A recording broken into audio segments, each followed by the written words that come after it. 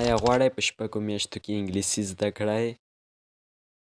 که چیرې تاسو لږه انګلیسي زده وي نو تاسو کولی شئ چې په شپږو میاشتو کې په ضمانت سره انګلیسي زده کړئ. سلامونه ملګرو، په نن ویډیو کې به زه تاسو ته وښایم چې څنګه کولی شو موږ په شپږو میاشتو کې انګلیسي زده کړو. نو تاسو یو اپلیکشن ته ضرورت لرئ چې دغه اپلیکشن په واسطه تاسو کولی شئ انګلیسي زده کړئ.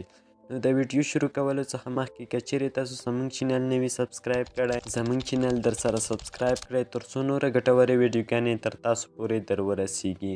او که چیرې کومه پوښتنه یا کومه غوښتنه لرئ څو موږ ستاسو غوښتنو مطابق ویډیوګانې جوړې کړو نو تاسو کولی شئ موږ څخه په کمنټ کې غوښتنه وکړئ.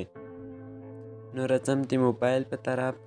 تاسو یو اپلیکشن ته ضرورت لرئ چې دغه اپلیکشن لینک به زه تاسو ته په ډسکریپشن کې درکړم. کله چې تاسو دغه اپلیکشن انسټال کړئ نو تاسو به د خپل ګوګل اکاونټ سره دې کې داخل شئ. بیا به تاسو ته په دې ډول انټرفیس ښکاره شي. کې مختلف ډوله ګروپونه دي چې تاسو کولی شئ له دې سره جاین شئ او تاسو ورسره خبرې په انګلیسي وکړئ. مثلا دغه یو ګروپ دی، که چیرې تاسو غواړئ چې دې کس سره په انګلیسي خبرې وکړئ نو جاین این ټاک ناو باندې کلیک وکړئ. دوستانو اوس مو میکروفون آن کړئ.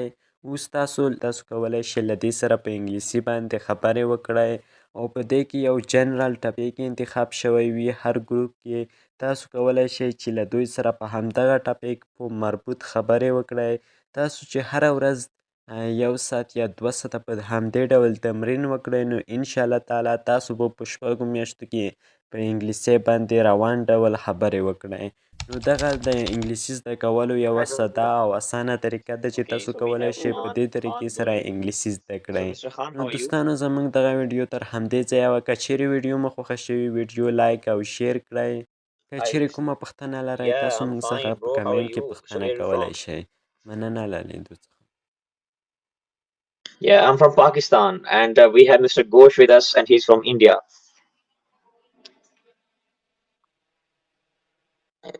No, we have not selected any topic, and we are just introducing ourselves, and we are discussing on our goals and planning and our daily activities.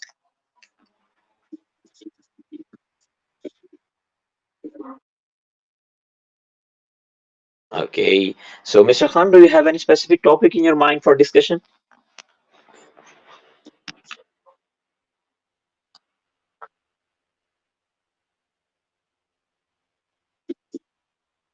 Okay, yeah, sure. So, Mr. Khan, please tell us about yourself. That's what's your age and what you are doing. What are you doing nowadays, and what's your aim and stuff like that.